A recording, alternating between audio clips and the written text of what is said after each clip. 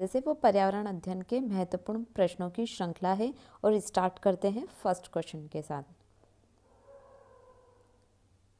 शुद्ध जल में रासायनिक दृष्टि से हाइड्रोजन और ऑक्सीजन का कौन सा अनुपात सही है?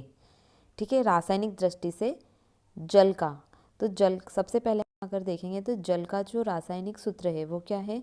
H2O। क्या है? H2O। तो अब क्या अनुपात होना चाहिए? 2:1। अब उन्होंने क्या पूछा है? हाइड्रोजन और ऑक्सीजन का अनुपात सही क्या है?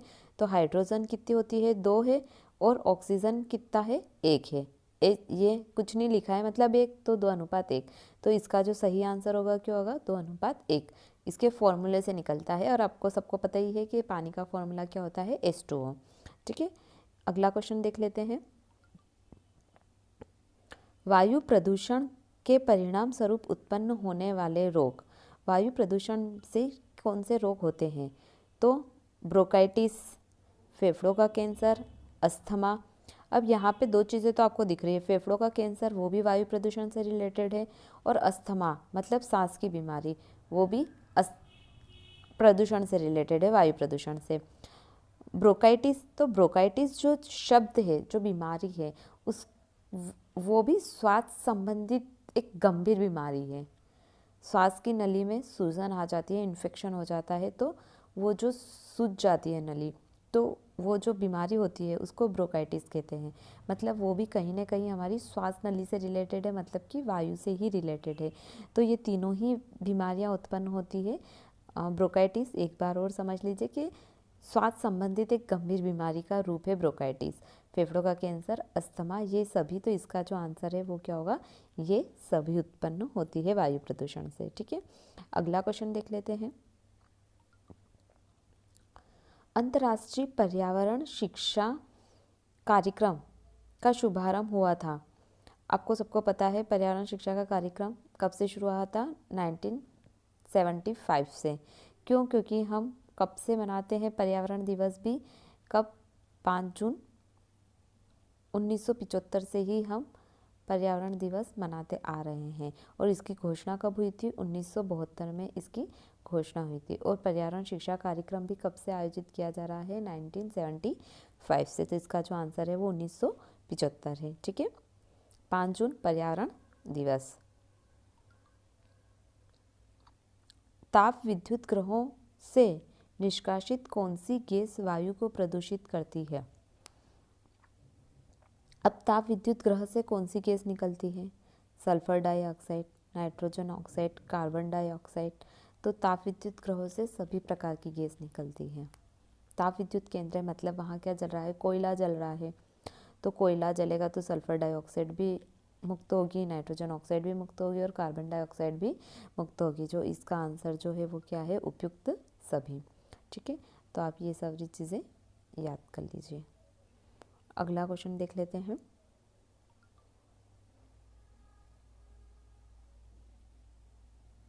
घरेलू ईंधन के जलने से कौन सी गैस वायु को प्रदूषित करती है? तो carbon monoxide, sulphur dioxide, carbon dioxide, उपयुक्त सभी। तो इसका जो आंसर होगा वो उपरोक्त सभी होगा। क्यों? क्योंकि घरेलू ईंधन लकड़ी ही जलती है। यहाँ पे भी, वहाँ कोयला जल रहा था, यहाँ लकड़ी, बात एक ही है। तो इससे भी वायु प्रदूषण होगा। और कौन सी गैसें निकलती है? तो कुछ मात्रा में निकलेगी, पर निकलती ज़रूर है। तो कार्बन मोनोऑक्साइड, सल्फर डाइऑक्साइड और कार्बन डाइऑक्साइड, उपयुक्त सभी। ठीक है, अगला क्वेश्चन देख लेते हैं। वाहनों से निष्कासित गैसों में सर्वाधिक मात्रा में कौन सी गैस निष्कासित होती है? अगर वाहन चलेंगे तो इससे सर्वाधिक मात्रा में कौन सी गैस बाहर निकलेगी? तो कौन सी गैस बाहर निकलेगी? आपको सबको पता है, कार्बन मोनोऑक्साइड। ठीक है, अगला क्वेश्चन देख लेते हैं।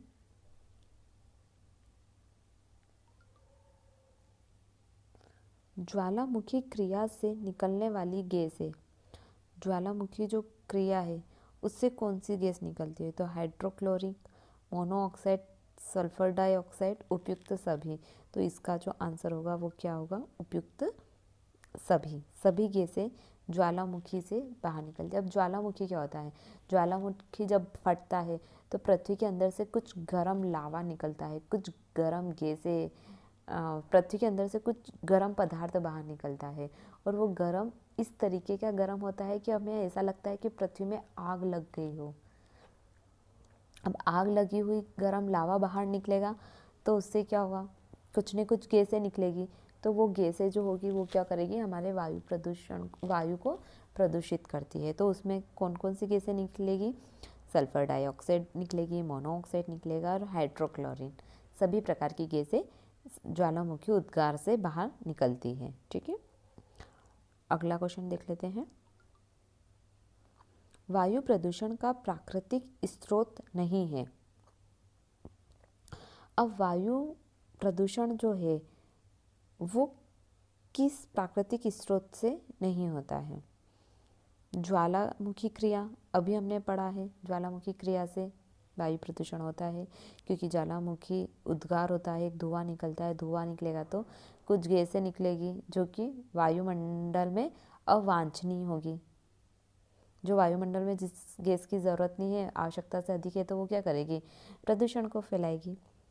दावाग्नि, वही आग लगना, वाहनों से उत्सर्जित धुआं, और एक जल वाष्प। तो इसका जो कारण है वो क्या है? जल वाष्प। इसका जो उत्तर होगा वो क्या होगा? जल वाष्प। अगला क्वेश्चन देख लेते हैं।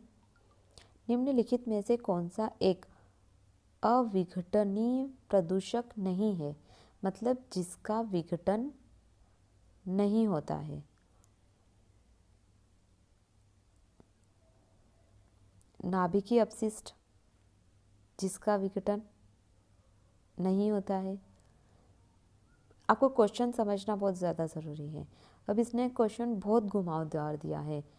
ऐसा कौन एक अविघटनीय प्रदूषक नहीं है? अविघटनीय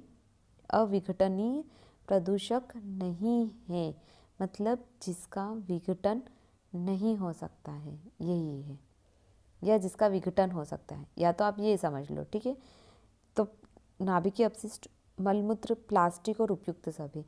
तो ये जो मलमूत्र है इसका अपघटन हो सकता है। ठीक है ना, तो जो इसका जो आंसर है वो क्या होगा? मलमूत्र। प्लास्टिक का अपघटन नहीं होता है, नाभिकीय अपशिष्ट होता है उसका भी अपघटन नहीं होता है।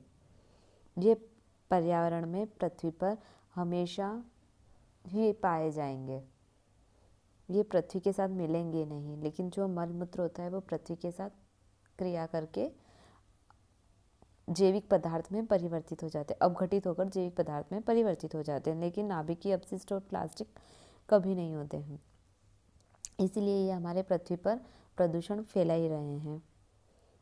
अगला हम देख लेते हैं, अगला क्वेश्चन देख लेते हैं। पर्यावरण प्रदूषित होता है। अब पर्यावरण प्रदूषित किन चीज़ों से होता है? मानव द्वारा त्याज्य सामग्री अथवा अपशिष्ट से। इनका मतलब ये है कि मानव ने अपने उपयोग में नहीं आ रही थी उन वस्तुओं को त्याग दिया, वो एक अपशिष्ट बन गई है।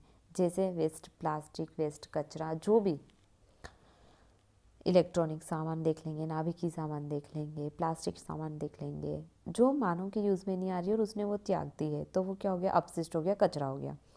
रासायनिक उर्वरक, ये भी प्रदूषण फैलाता है। औद्योगिक प्रदूषण, ये भी प्रदूषण फैलाता है। तो और उपयुक्त सभी, तो जो इसका जो आंसर होगा वो क्या होगा? नॉर्मल सी बात है, उपयुक्त सभी। ठीक है फ्रेंड्स, आपको इन सब में कोई कन्फ्यूज़न हो तो आप प्लीज़ कमेंट्स बॉक्स में कमेंट्स कीजिए, और आपको कैसा लग रहा है बताइए, क्या सुधार किया जा सकता है आप मुझे ये भी बताइए। नेक्स्ट वीडियो में कुछ और क्वेश्चन के साथ में मिलेंगे। Thank you so much, good day.